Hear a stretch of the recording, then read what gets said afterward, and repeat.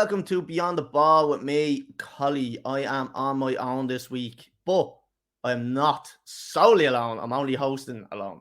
This week, I'm just gonna get him straight in because I don't want to sit here talking to myself like a gobshite. So, we have the former Bohs, Shels, Bray goalkeeper, and we have the current Longford goalkeeper. We have Lee Steacy. Lee, what's the crack? How are you, Collie? All right? All good, all good. Lee, look, it's a pleasure having you on.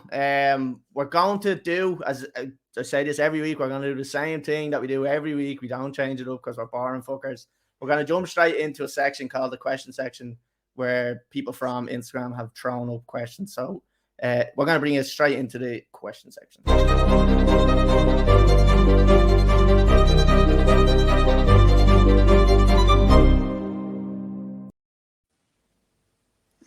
This is the part where most of the guests will kind of say, "Oh, that was a class little graphic there. Now that was impressive." Like, yeah, no, it was. I just had to tap the sound, so I missed it.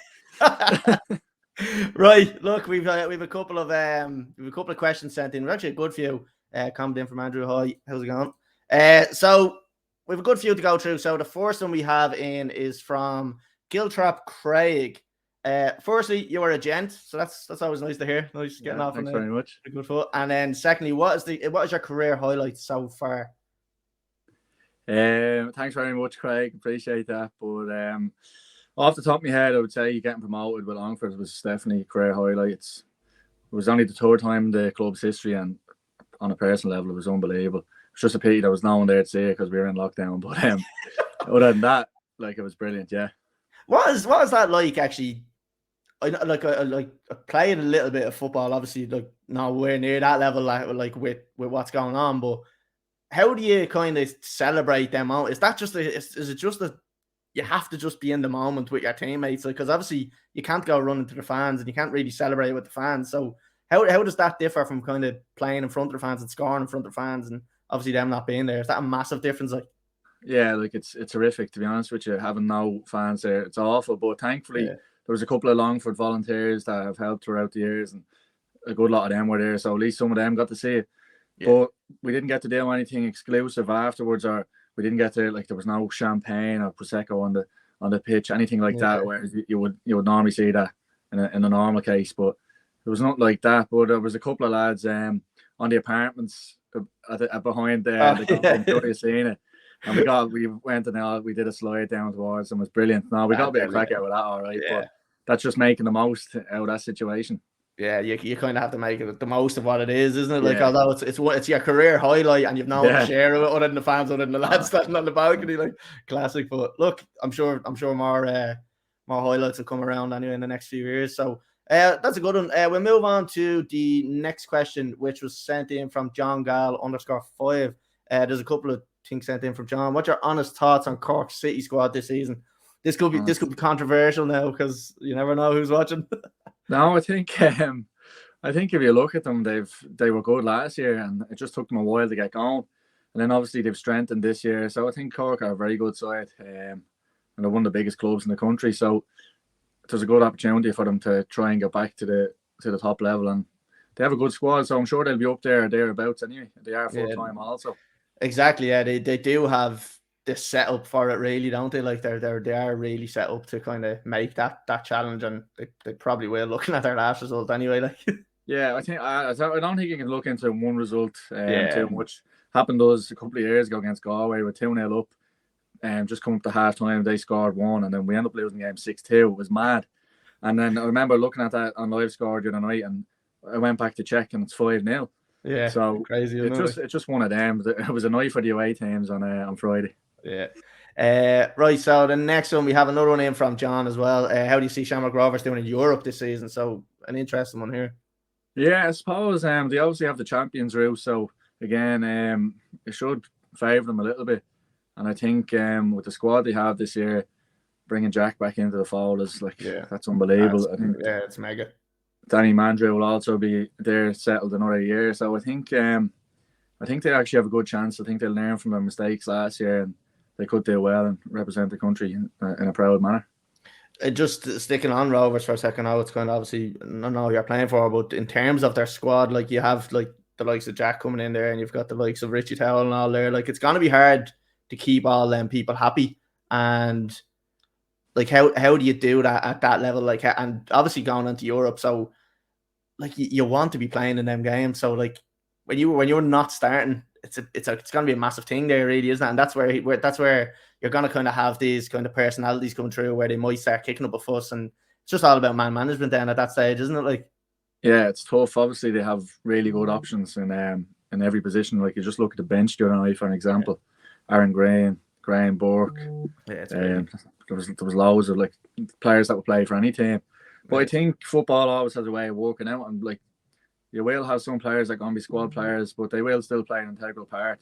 And it may not be in the starting 11, but they can come on and influence a game. But they also drive standards in the training ground and things like that. And it's important to have good characters, I think, in the group. And I think they have that in town, like in great numbers. Definitely, yeah. Right, another one in from John. Who was the best team you've ever come up against? Okay. Best team I've ever come up against. It's a tough one, I suppose. I'm trying to think in like a couple of friendlies I played for Bohs. We played Man City 23s. Yeah, quality. Like they were like Patrick Vieira was manager at the time. There was lads worth a couple of million like that you're playing against. They were unbelievable. I hadn't conceded a goal for Bohs at that stage. We played like 10 matches, including friendlies, obviously, and clean sheets. And then I think they beat us 6-1, I think. But I had pulled off like 15 saves as well. But they were just on a different level. They were amazing. Domestically, thought Pats were really good last year. Yeah. No, Chris Forrester was really on form. And Matty Smith, like he was just exceptional. I thought they were really good. Rovers, we actually we played really well against them most of the games. They only bet us by a goal, and all them games it was 90+ bar the last one. So it's hard to say. They obviously have really good quality, but didn't break us down as easy as some of the other teams. Yeah, so it's not as kind of straightforward as you kind of look at a certain team against a certain team, and then you think, oh, it'd be a handy one, like. But right, we'll move on to the next one. In from Doyler 909, will you go back full time? Doyler, good mate. Yeah, like I've thought about it. To be honest with you, I felt really deflated after getting relegated last season. Yeah. So you're weighing up all your options, and you're thinking. I was also playing Sigerson GAA throughout with the college throughout the winter, and I was really enjoying that. So I was thinking, I played Gaelic for Dublin for 5 years, and I got on really well with the current manager there, Desi Farrell. Yeah. And he contacted me last year, and I told him to give me a shout when Cluxon retires. So yeah, I have thought about it all right, but I don't know. I'm kind of I know what I'm doing more so on the soccer, I think. So yeah, fair enough. Yeah. Right, on to another one. One of our guests there a week or two, I think a former teammate, asked Lee what I said to him when we played UCD in the playoff before I scored. So now I know in that one I think he scored 2. So yeah, he did. Do you remember this? I do. I remember something because I remember giving out to him, and he was like, "Oh, we're gone here," or something like that. And I remember saying, "Joe, if you think like that, well then you're right." But I ended up giving him a kick up the arse or whatever, and then obviously 2 of us went up for the corner, and I think he might have said, "I'm going to score here." I think that's what he's on about. Yeah. And I made a little run, and I brought Liam Kerrigan with me, I think it was, and it just created a little bit of a space for Joe. And to be fair to him, he got us out of a massive hole and brought us on an unbelievable journey then. Yeah, that made it 2-2, didn't it? And then you won 3-2, wasn't it? That was the first one was 1-1. It was the 90. It was into the 90 minute, I think, or 89th anyway. Yeah, extra time, but he scored obviously again and in extra time, and it was unbelievable. Like, to be fair, it was amazing. That was classic. Right, we'll move on to the next one. In from Andy McNulty. Would you fancy yourself in a pro male modelling gig after the jersey modelling? Oh yeah, well, my auntie runs Mrs. Ireland. Well, she did anyway. I don't know if she still does, and she's always been at me to go and do it. So she actually signed me up with assets before. And, but I need to get a proper portfolio done. But yeah, I'd love to do something like that. Absolutely. Yeah, classic. Right, on to the next one. So we have Jamie 87. How do you decide what type of gloves you wear? So we had a comment in there, I think, saying mentioned gloves as well. Sorry, that's not that one. In from Andrew Myler as well. What were your favorite gloves? So we'll combine the two questions. And how do you decide what you're wearing, and what are your favorite ones? I suppose I'm lucky enough to be sponsored by Precision, and Justine looks after me there, and I'm on a 3-year contract with them, so they have different types of gloves. There's different styles, so it's just trial, I suppose. Yeah. I don't really mind what gloves I wear. Once they're good in the rain, that's all I want. A good grip in the rain. But you just have to try different gloves. And what are you kind of looking for? Like, do you look for anything on the back? I know obviously you have your fucking grip on the front, but like I remember I used to growing up and I used to play football, and I used to always feel better when I had the steel finger gloves. Yeah, like, the finger saves. Are they still a thing, or what's going on? Yeah, they are. Yeah. They're very rare. Not many keepers like them, and I definitely don't, to be honest with you. Some of them you can take them out, but if they had them, I just wouldn't buy them or try them or whatever. Now, I generally use a roll finger, and it's just latex all around. So you have latex coming in here, and then in here, and then obviously in the palm and the actual fingers. I don't like the ones with the mesh in between because there's no grip on them. Yeah, but Precision do amazing gloves, to be fair. And prior to that, I used Attack Sports, and they just do one type of glove, but they're roll fingers again. I generally wear them, but I'm trying different ones out this week. So, and is it like are the gloves to you like what? Like I suppose a pair of boots to like a winger or something like that? Where are you trying to find the flashiest pair? Or are you just trying to play them down? Is it just a white one or a black one? No, see, the ones I had with Attack Sports, they were either orange with spider webs on the outside. Oh, right, okay. Green. They had two colours, but generally I would prefer a white pair. But it's all down to the glove. It doesn't really bother me now. If you can match it with the kit, it's nice. But it doesn't really bother me. But no, I'd be very particular with my boots as well. And it took me a long time to find the right match. That's the truth. Yeah. And I think you're a better keeper for it when you're comfortable in your tools. So I think it's important that you don't have an excuse then, do you? Like you can't blame me. You're feeling good, like exactly. If you have the right tools, I think you can't really have many excuses, you know. Yeah, exactly. Right on to the next one. We have a good few. I think we've only 2 more or so left there. So from Ben Spills, 1888. How hard is preseason as a goalkeeper compared to an outfield player? Well, it's a tough question because we both do different work. Yeah. Generally, you'll always start off doing a bit of the running with the outfield players, but as time goes on, you're taking out of running and you're doing more explosive work and more diving. But it's a different fitness goalkeeping. Like, I'm not saying you don't need endurance, because the fitter you are, the better, obviously. But if you're just nailing your goalkeeping work, you don't really need to be concerned too much about endurance running, because you're not going to be down on the pitch. We have the trackers for training, and like the top speed I'd run without having to sprint is about 21 kilometers an hour. That's just in training. Yeah, and it's just little sharp bursts. So you never really break stride. And I do about 5 kilometers in a match in comparison to anything from 8 to 15 maybe for outfield players. So you don't really need it as much. Although it is like when you look at your kind of training as a goalkeeper, I remember I used to always think to myself watching goalkeepers train, I was like, that looks tough. Like I know, to some people it can look at you're just diving down and getting back up, but that takes a fucking lot out of your body. Like doing no, it is. Like we always get stick as goalkeeper. Is I doing nothing or whatever. Yeah. But the whole thing is, after you make a save, it's important to be able to get up as quick as possible, and the power you need to do that is like you have to practice it. You can't just explosive power, isn't it? Like, exactly. You can't just be quick. So it's different work. You're constantly working to try and get up off the ground, go back up off the ground as quick as possible. Yeah. So that's like, it takes work. It's hard work. Yeah, it's credit due, I think. Right on to the next one, Jamie GK 21. How big of a difference is there between Division 1 and Premier Division? Do you know it was a massive difference from going from either or? Like, well, I had a lot more clean sheets in the First Division, so there's obviously some difference. I think in Ireland in general, you don't get a lot of time on the ball. So you know, both divisions, there's a lot of pressing going on. But I just think in the Premier Division, mistakes are capitalised on a lot easier. That's all. You obviously have full-time teams, so their set pieces are always good. And they're just ready to capitalise on any mistake. I think that's the main difference obviously there is quality in there.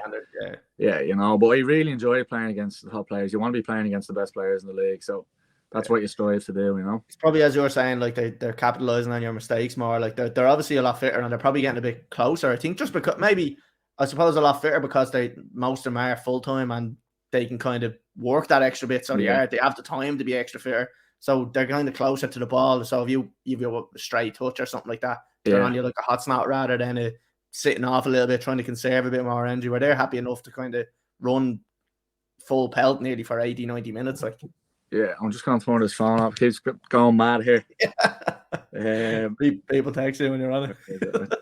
Yeah, I think you're spot on there. Like, I just think most of us, like last year at Longford, most of us are doing 40-hour weeks, and then we're on the way to play a game where the lads have got the optimized recovery. So it's tough in that regard. We don't get to recover the same, and I think over the course of the season, and you'll see especially in the midweek games, it was a lot tougher for the part-time teams. But look, you can make all the excuses you want. It's up to the players to try and get to that level, you know. It comes down to 90 minutes at the end of the day each week, doesn't it? Like, so right, on to the last question, the very last question. We asked this to all of our guests. Come on, your house is on fire. You have to run in and grab 2 things from your career. What would they be? Could be anything. Could be a pair of gloves. Could be a jersey you got. Could be anything. What are you grabbing? 2 things. 2 things from my career.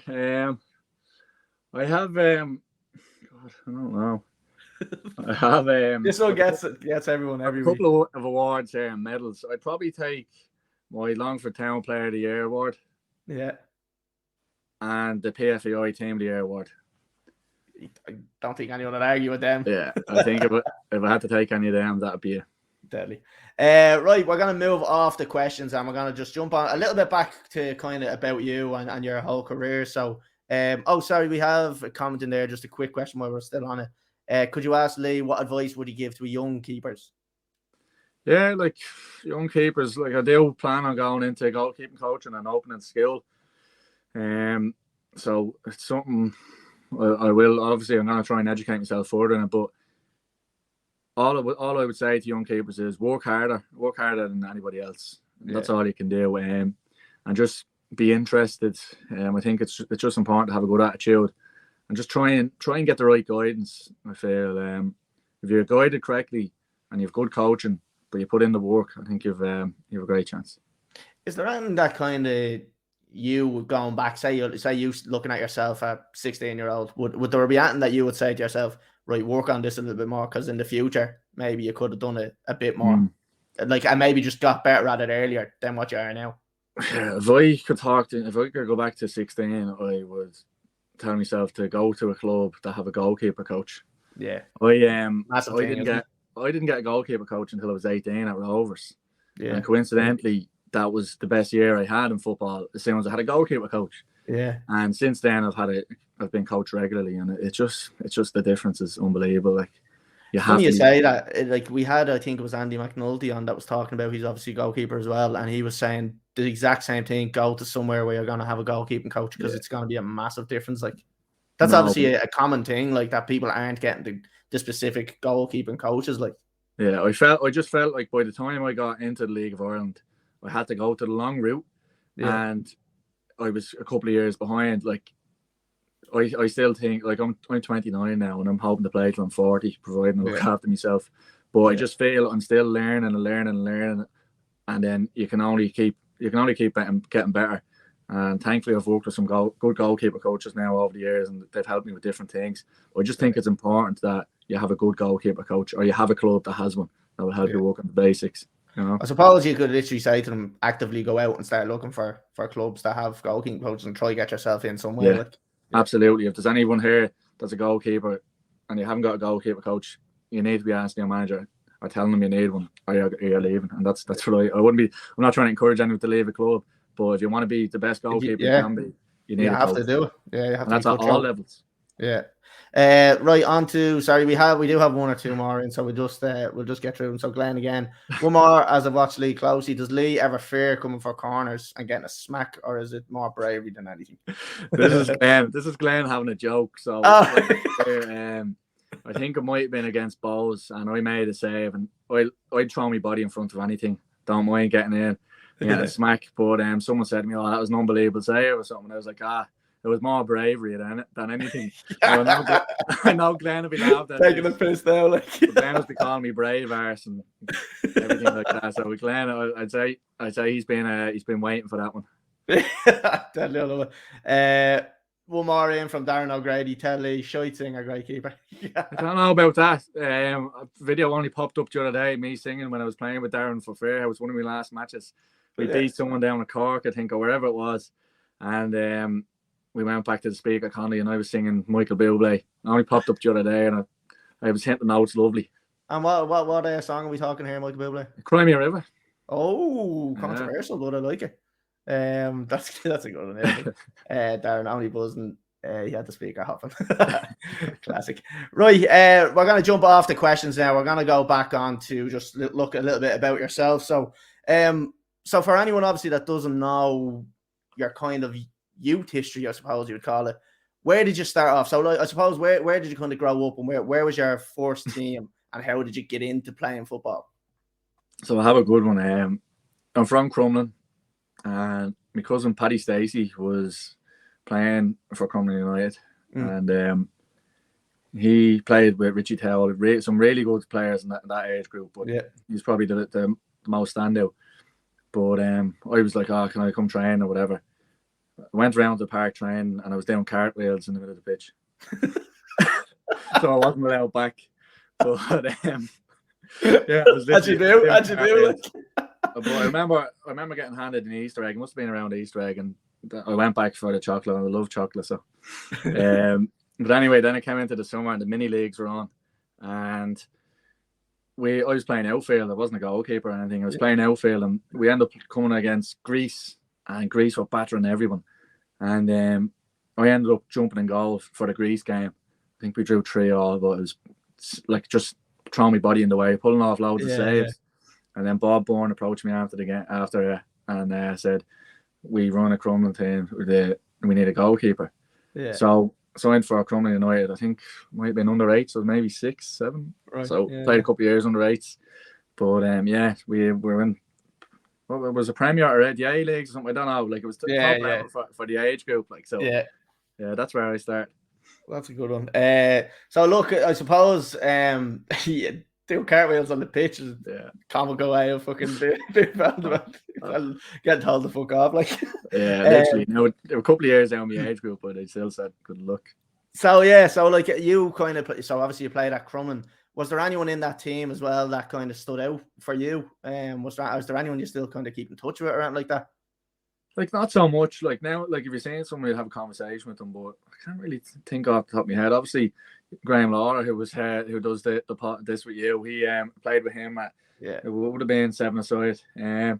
But we had some really good players through the years at that. Now hold on, I won't be allowing you to say that he was a good player. I'm not allowing it. Well, he was good. He was good on the small pitch. He was probably bigger than everyone else. Suit him. It was like scale to him, you know. Yeah, exactly. No, but look, we had a really good team, but I think at that age group, Belvedere used to always pop us.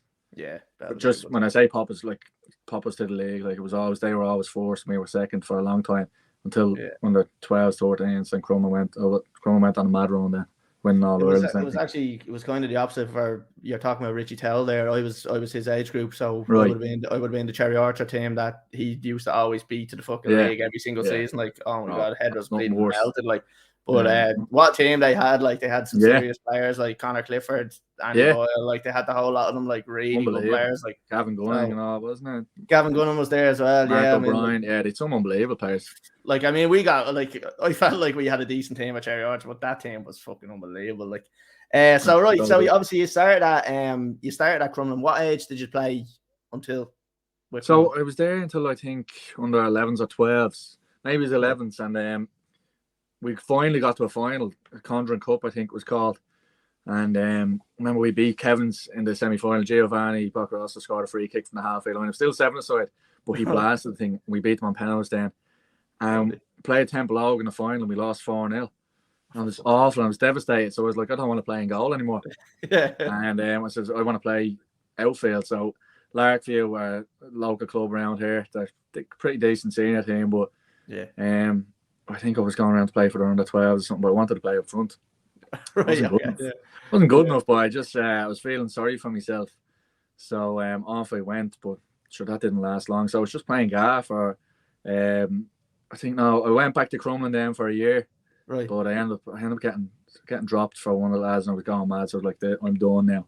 So I was just playing gaff with Crumlin. I was playing gaff with Crumlin throughout anyway. Yeah. But I just played gaff solely for a year or two.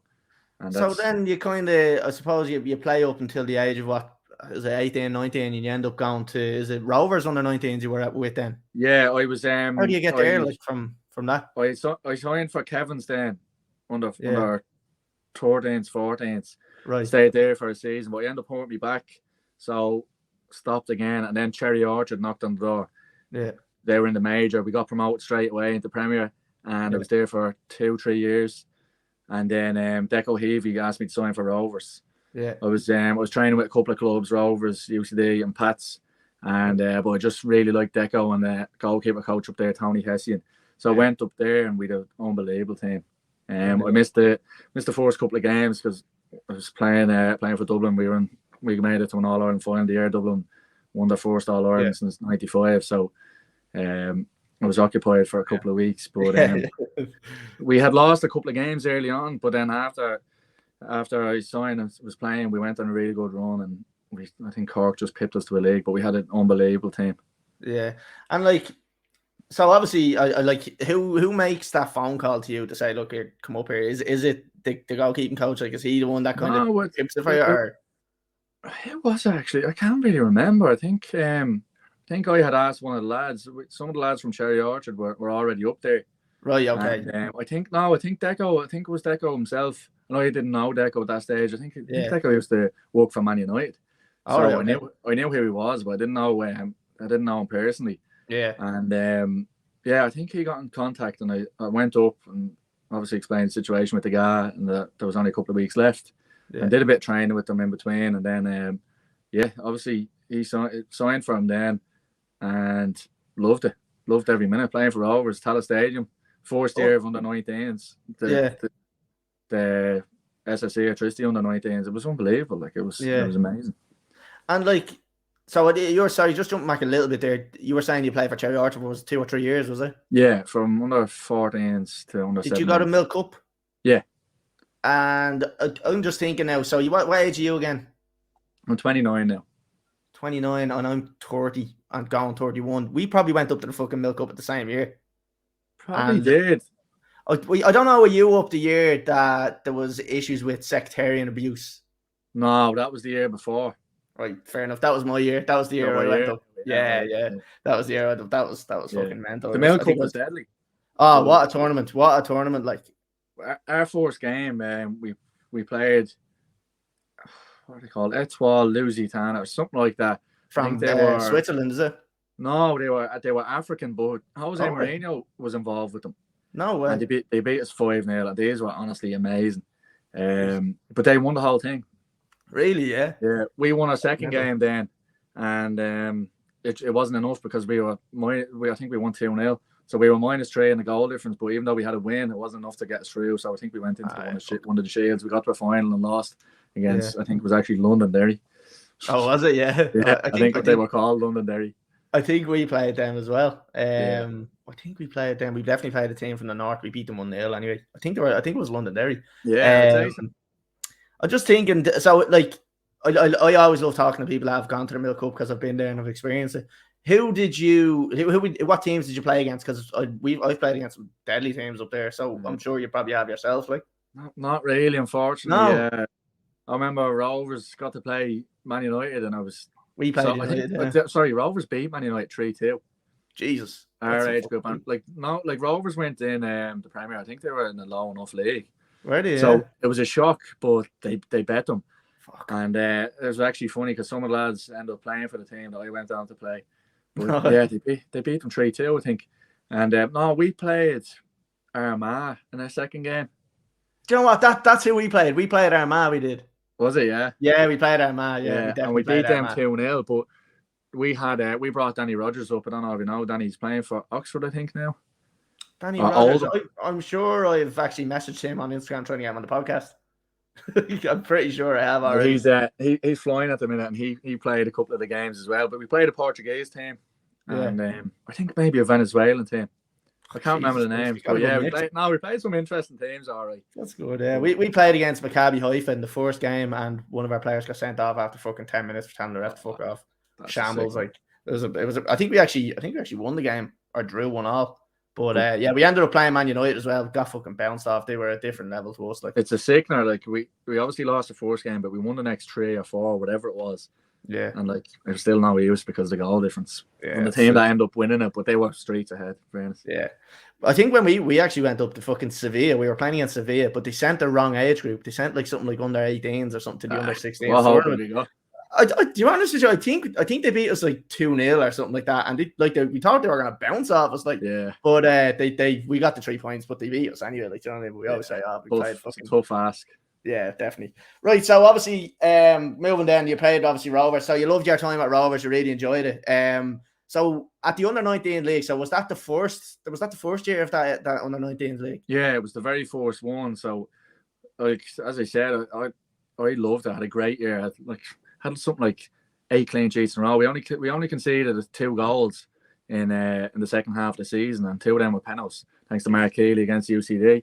Yeah. And it was unreal, but it was only the first year of it, so there wasn't much publicity on it or anything. And were you using the full facilities? Like you were using the stadiums and you were using the same training pitches? Because I know, didn't Rovers have a training pitch beside it or something like that, beside the stadium? Yeah, they didn't really use it at the time. We trained at Sacred Heart. I was training with the first team. Stephen Kenny actually gave me a contract, so I was with the first team for a good few months. But they trained in the AUL at the time. So Rovers didn't have a ground, so we trained at Sacred Heart. But yeah, we played in the stadium, and 90% of the games, I think, it was only once or twice we played it. We actually played in Sacred Heart. Brilliant. But yeah, it's unbelievable. Imagine getting to play in Tallaght Stadium at 19. Like, it's class. That's unreal. Like. So obviously, look, you enjoyed your time at Rovers. So there was just obviously doing a little bit of research, as I have to do as the host, you know. There's a little bit of a gap. So after Rovers, I see a 3-year gap where I don't find anything on you. What happened there for the 3 years? Did you drop down at that? Were you not enjoying it, or did something else come up? What happened? Tell me about that. So as I said, I had a really good year, really strong year. Like, and nobody came in for me. No one in the first division. No one in the Premier, nothing. Even though I was with Rovers, and I was very unfortunate with Rovers. The first game I wasn't on the bench. The goalkeeper was sent off after 9 minutes. Oh, for fuck's sake! So that was that's when you would have got your break, like. You know what? You just never know, like. Yeah. But at the same time, looking back, I was nowhere near ready. I was raw, but I probably would have been able to do enough to get by. I was always a good shot stopper. Yeah. But yeah, so what happened then? I did everything I can. I got in really good shape to get up to the standard of playing Gaelic for Dublin under 21s. Yeah. I went for a trial the year before, and I just probably physically I just didn't feel as strong as I remember. Someone I was in goal obviously, and I remember someone shouldered me, and I was like, can't be letting that happen. So I got in really good shape and made the Dublin team the next year. And that's what I did. So in the meantime, I actually signed for time in Celtic. All right, okay. Yeah, I was playing in goal for their Sunday team, and I was playing outfield for the Saturday. Right, okay.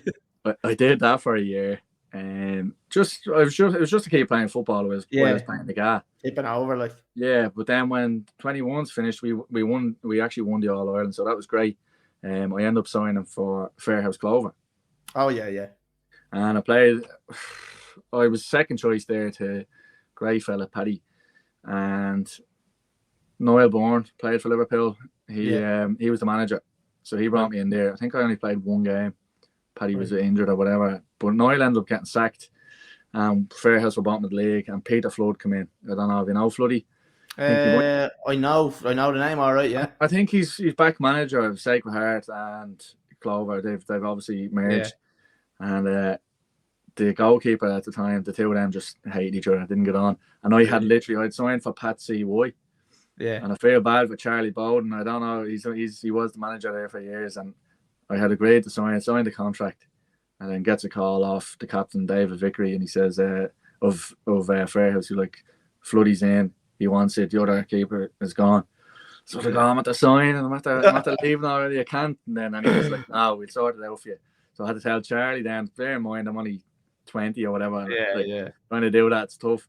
But it's a hard thing to do, like. Yeah, like because I really liked him. I don't know where I knew him from. It was probably maybe just playing against him. I don't know.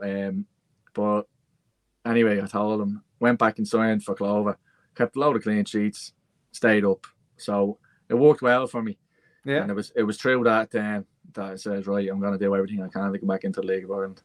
And then obviously Bohs come knocking then. So you get the phone call. So how does that happen? So talk to us a little bit about how you get that phone call. Obviously, you enjoyed your time at Fairhouse and played well. So I've a lot of time for Fairhouse. A great club, and there's some great people there. Yeah. So I think we played Shels and Johnny McDonald was the manager, and I had a half decent game, but nothing came from it. So I was like, how do I try and get in the frame somehow? Yeah. And Sean Russell was friends with him on Facebook or something like that. Yeah. And he was talking about an out players contract, out players camp out contract players camp in the League of Ireland. Players out contract.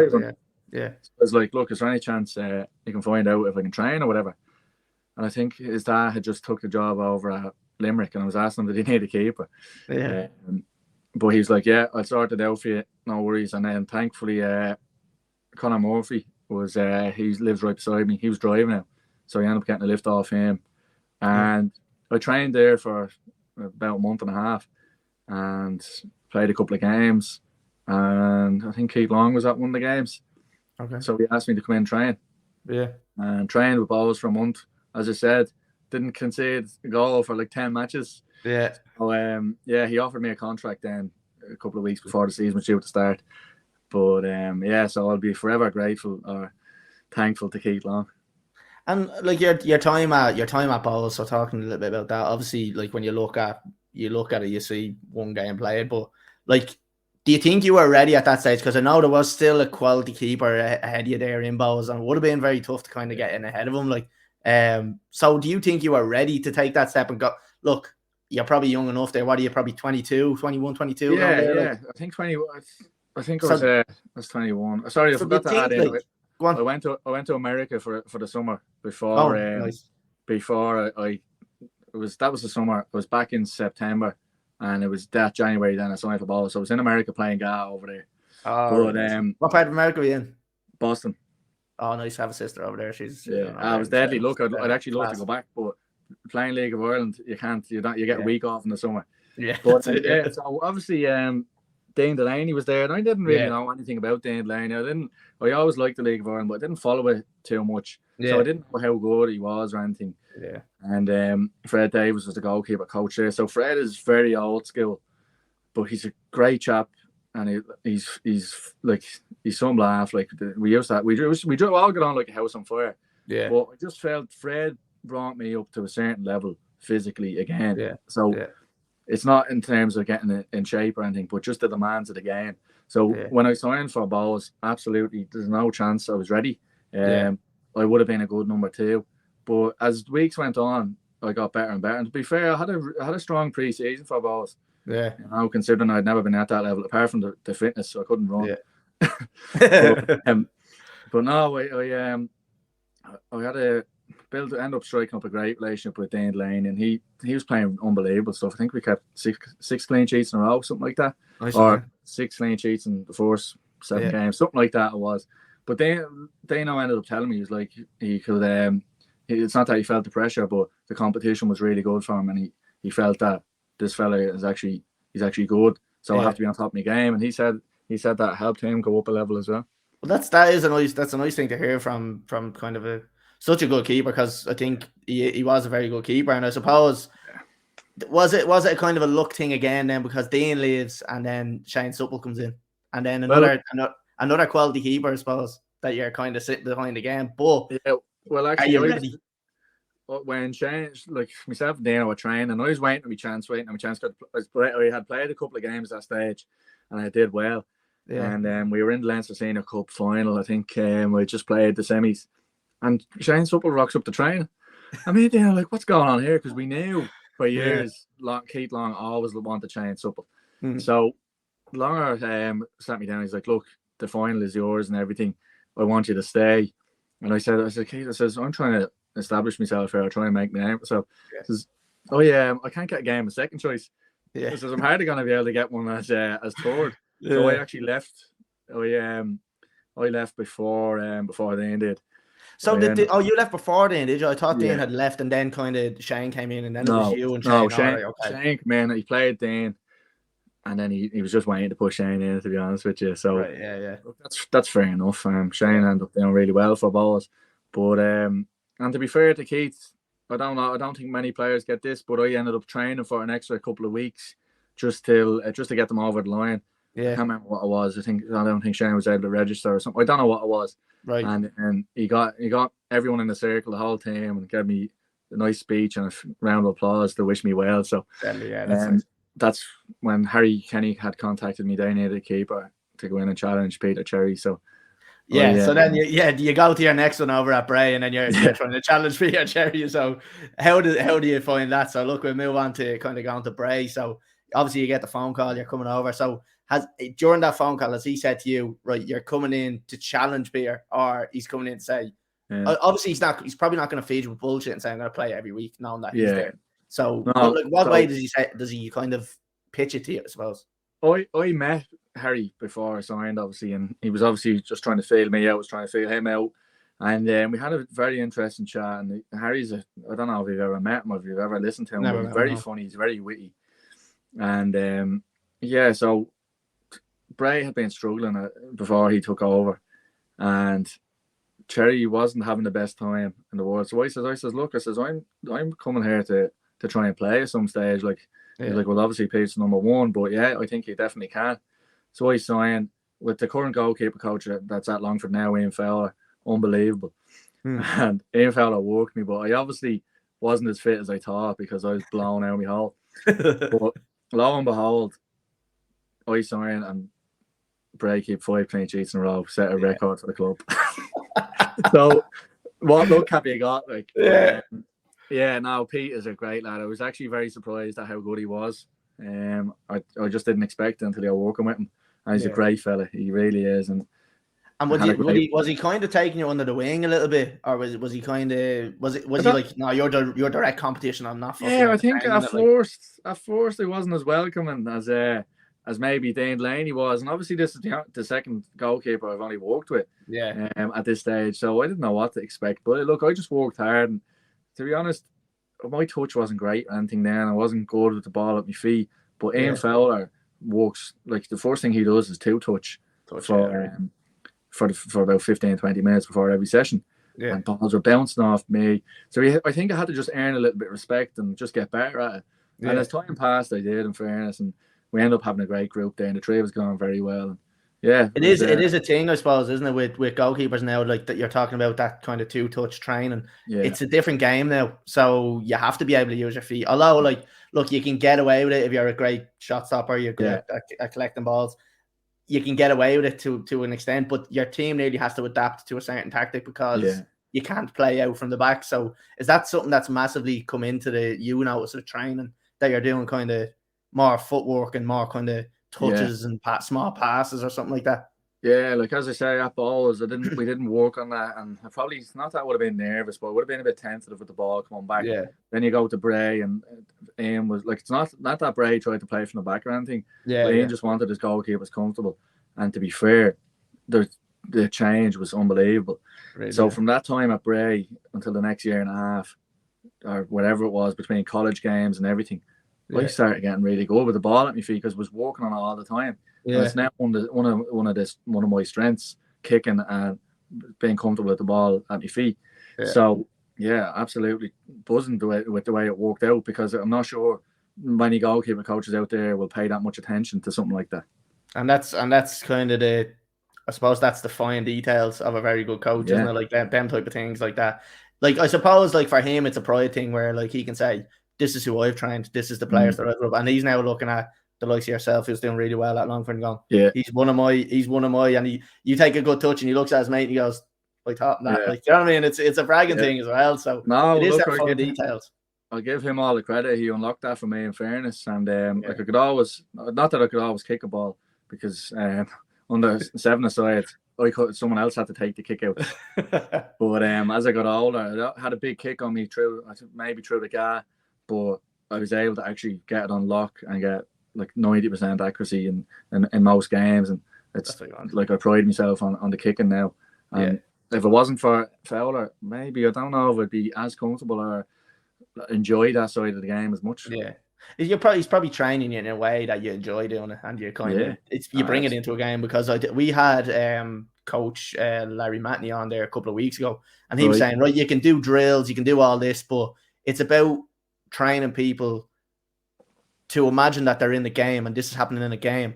So that's where the difference was. It's like you can do drills, you can do a million drills, but it's not real life. They all have a predetermined outcome. So you getting the ball pinged back at you in 80 minutes when you're 1-0 up and the pressure's on for you to take that good touch and get it out, like, you know what I mean? It's a different thing. But them type of drills are, I suppose, they're not really drills. They're kind of just repetitive work. Obviously helps you in a way that you're comfortable now taking the ball and spraying it to a right or left back or something. Yeah, I don't think you can actually replicate games. No. You can do the small side of games and they're good, but they're a little bit false in terms of you're not going to have somebody right down your neck 90% of the time you're trying to pick a pass. So I think I was lucky that I wasn't playing with Bray, but I was playing a lot of games in the college. And the standard is really good in the college, but it's just you have a little bit more time on the ball. So you're able to receive the ball and pick a pass. And that gave me it gave me confidence, because you've done it so much then. Like you've kind of done it at a bit of a laxer kind of level where like maybe they're not running at you 100 miles an hour. Like so I was able to work on it and train, and then when it came to the picture, I knew I had the picture in my head, and then you have a little bit more space, so then you try things and then you get confident. And then when it comes to higher intensity games, you know you've done it, so you back yourself. Yeah, exactly. And I suppose then you get the fear of the overconfidence trying the little fucking step over and stuff. Well, I did a couple of them. Like I used to always do them. I wouldn't do them now, but at Shels we played Derry in a quarter final of, maybe it was this last 16. I don't know what it was, but one of the rounds of the EA Sports Cup. Right, okay. And a ball comes over, like you said, that ball, and you have to take good touch. And I take an unbelievable touch and send the other fella to the shop, and one of the lads shouts time, so I look up. I'm ready, because you don't want to just kick the ball away after doing that. I'm having a good look up, and I see James English ready to run on. I get shout another time, so I take another touch. Same fella I had sent the shop comes in, nicks the ball. I'm out of goal. They score. So that's a nightmare. I think since then I haven't done too many flicks or step overs, but sometimes you have to. You have to just do it for the show pony. You have to be the show pony. So obviously look, you're touching on Shels there. So obviously you went to Shels. Was it just for the one season you were at Shels? Just for the 1 year, or what way did that work? It was 1 year. So I signed for Shels, and next of all I get a phone call that Peter Cherry has gone to Cork. Can you come back to Bray? Like, thanks for telling me, Pete. I could have been playing Premier Division football a couple of years earlier. But, and at this time, like Bray, just to go back to Bray, we were second in the league and we had awful troubles. We didn't win a game for 2 months and we were still second. And eventually we ended up finishing fifth, but we had an unbelievable team. So I went to Shels with Owen Harry, and Dane Delaney was there again, and Fred Davis. So it was something I was comfortable with. I knew there was going to be a transition at some stage. So it was only for 1 season, but didn't Owen Harry get sacked? Yeah, that's right. Yeah. So the plan was to Dane Delaney was going to sign on the next season and play a couple of games, but he was going to be phased out, and I would take over the majority. But it was only ended up being 1 season. I loved it. I actually really had a great time at Shels. We won a Leinster Senior Cup there. Like you don't win things often, and obviously I played the semis with Bohs, and Bohs ended up winning it, but it wasn't there, so I never got it. So it was nice to actually to win the Leinster Senior Cup with Shels, and I had a man of the match performance against Pats. But that's where I met the Longford town manager, Neil Fenn. And if you know Neil Fenn, the type of football he plays is total football. So thankfully, from the season before with Ian Fowler, I was able to play a nice brand of football, and I was able to be a keeper that he liked. So that's where Shels ended and Longford came in. So that obviously suits you then. So look, I suppose we move on to your current club, Longford, which you have having really good success at. Like I think you've been quality there. So some of the saves I've seen you pulling off, I fucking don't know how you're pulling them off, but fair play to you. Like, because I think it was one. I can't remember what game it was, but it's just like you know the one I'm talking about that done the rounds, like 2019, I think it was 2 or 3 years ago. I was only looking at it last night. Well, yeah, and I think it was a corner that came across. Someone got the head on it, and it was just fucking picked out of nowhere. It was against Drogheda. It was the second game for Longford. We had drawn 0-0 with Limerick the game before, and we had Drogheda in the second game. Yeah, and I had an unbelievable first half. Yeah, like it was probably one of the best halves of football I've ever had, and we could have been 3 or 4-0 down. We ended up winning the game 3-0, but that save was at a really vital time, and from that game, I was able to build a great relationship with Longford fans because they didn't know what they were getting. Yeah, and it was the start of a really good year for me and a good run. And yeah, that save, I just went for it. Like, is that a thing where like obviously you're a goalkeeper, you have to assess the situation the whole time. Well, like there's danger in your area, you have to assess the situation. Is that like the ball comes across and you're just making that little adjustment every time, and you keep following the ball nearly, and then you're closer to the ball? Is that how that works? Like, I was actually only looking at it yesterday because it's still a pinned tweet on my page.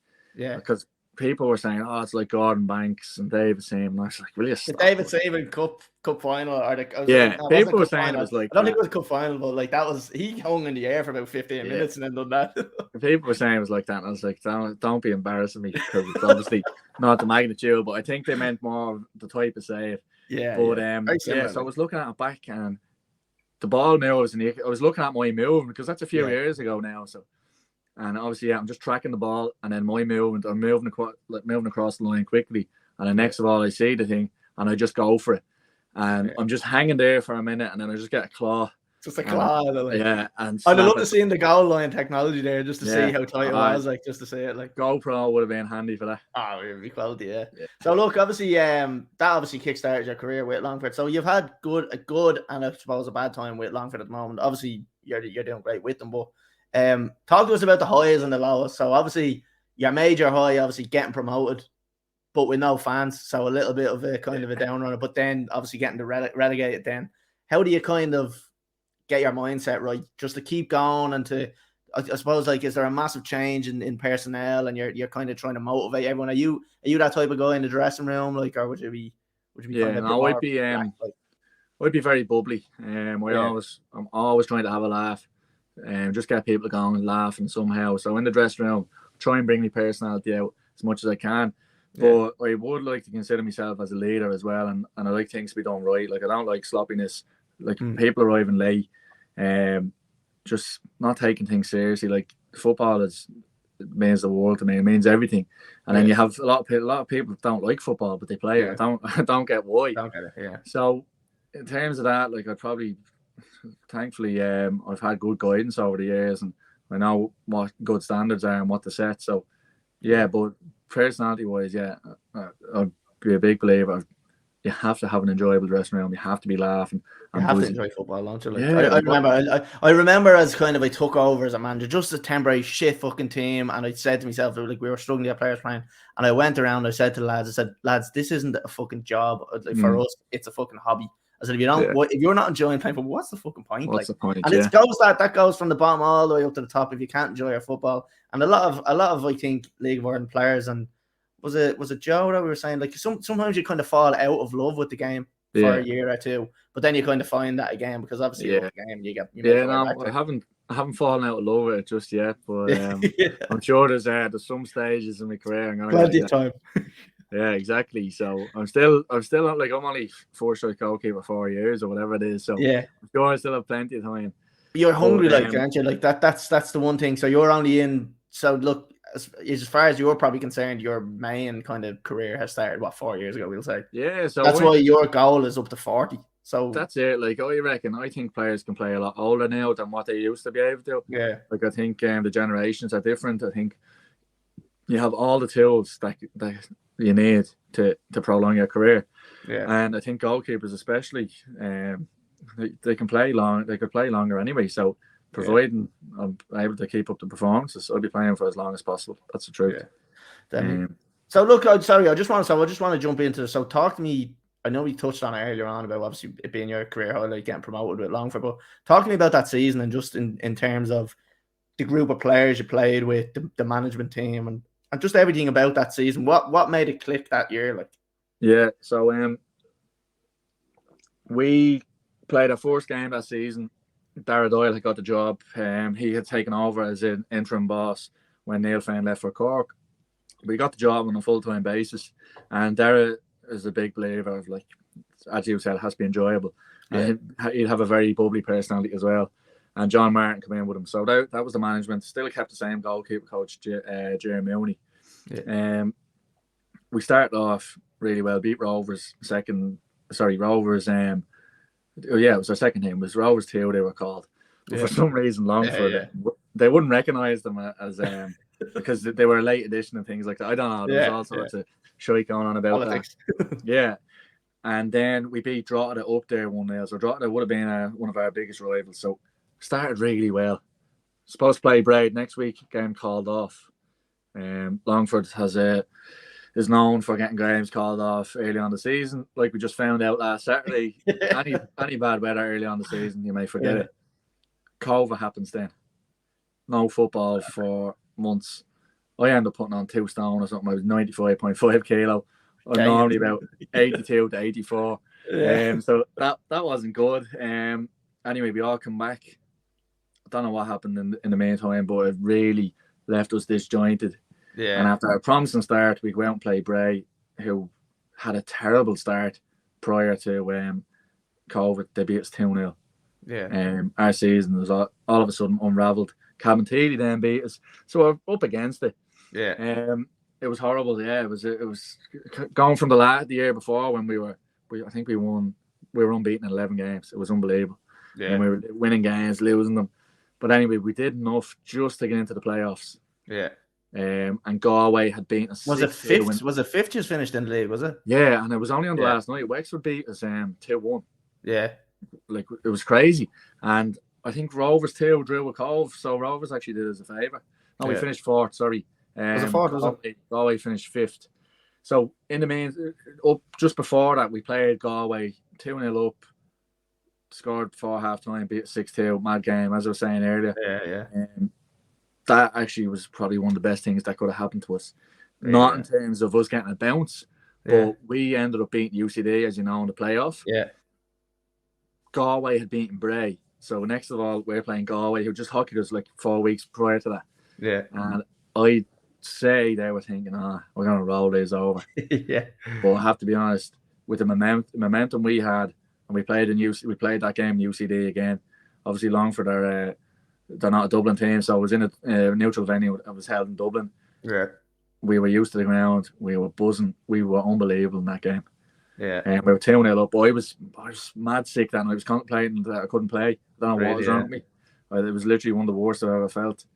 And I just said, right, I said, I can't. We've got this far. I have to just stick at it. And we were 2-0 up. We were just dominating the game. And then Galway got a shit like goal. I punched it and it hit someone's head and went in. And then there was one cagey moment after that, but we beat them. Yeah. So we're going into the playoff final. Shels end up losing the game to get them into the playoffs. So we know, look, these are struggling, even though they weren't, because the 4 games prior to that, they were a couple of points off Europe. Yeah. It's obviously a shortened season. It's comical. So obviously we go on to Shels then, and Luke Bourne sent off after 20 minutes. I think the right was on the wall. We did go and miss a penalty, but we could have won that game 3-0. Yeah. What Joe 1-0, 1-0, but it was unbelievable. It was like, even though there was no one there, it was unbelievable. Yeah.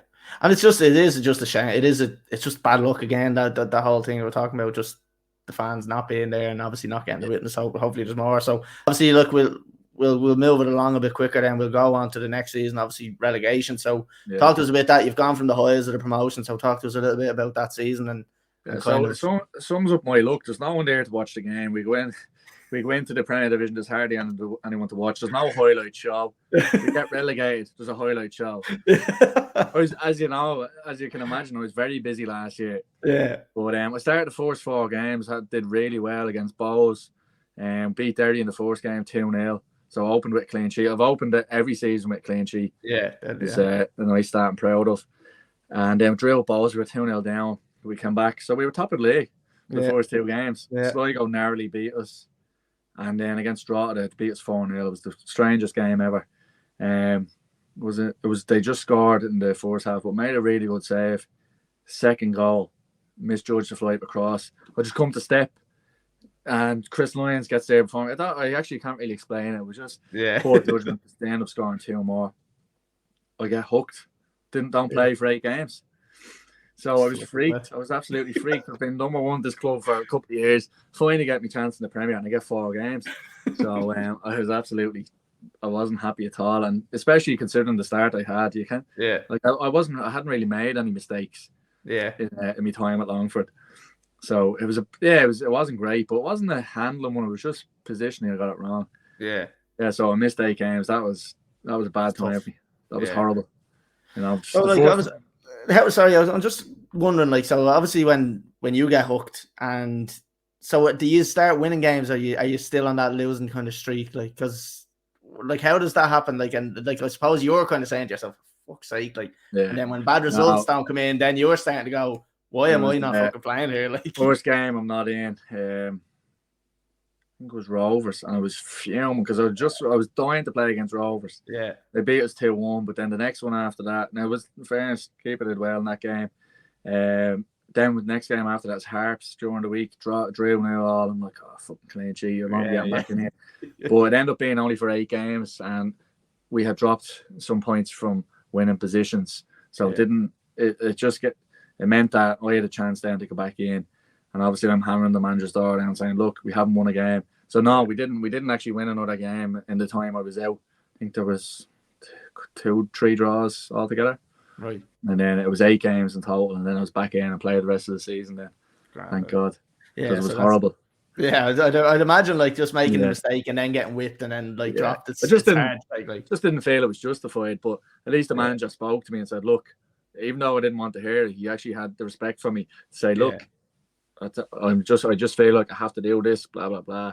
So that goes a long way for me. Manager respect, you know.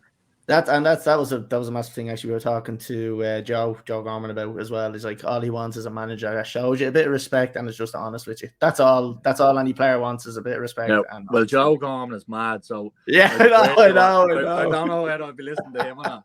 I know. He told us all about all the stories. Yeah, Joe is a madman. He really is. So he obviously I do think it was a little bit harsh the way he was asked to leave Longford or whatever, but he started putting up tweets, sinking ship and all this. So like, I was trying to fight his corner for weeks, and then he goes and start throws in your face. So I'm not happy with Joe over there.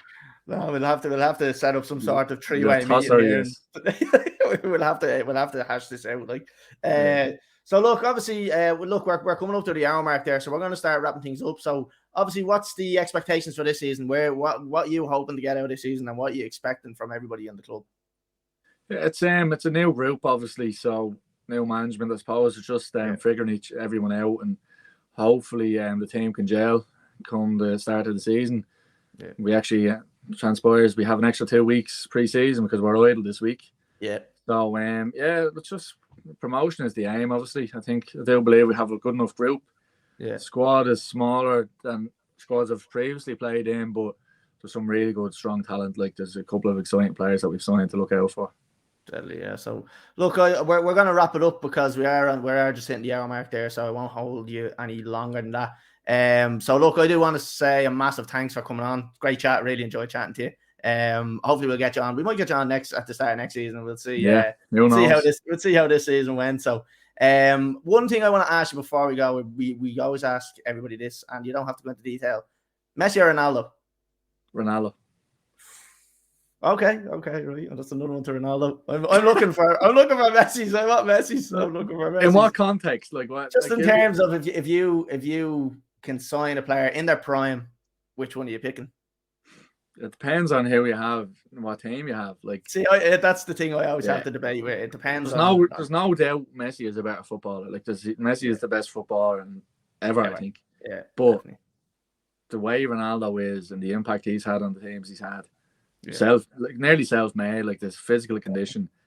Outrageous. I just think for me, I think that edges it. And that's what I love. I love that you ask in what terms, because I hate to just not Ronaldo because I like him. You know, he looks great at 37 or whatever he is. Like, and he's flashy, and I wear the same boots he wears. Yeah. Right. Well, look, Lee, I want to say a massive thanks for coming on. Right. We're gonna end it here. I hope everybody enjoyed. Anybody that did listen to it or enjoyed it, if you're watching on YouTube, Facebook, Twitter, make sure you hit subscribe button. Make sure you like it. Tell your mates about it because we're deadly. So, Lee, look, massive thanks for coming on. All right. Fair play to Collie. Thanks a million. No worries. Right. So, look, everyone, we'll be back next week at the same time. Let me check. I can't remember who we've got on next week. It is Anthony Wordsworth. So, we will be chatting with him all about his career. So, he's had good spells over in England and stuff like that as well. So, look, everybody, we'll be back 8:30 Tuesday next week. So we'll talk to you then.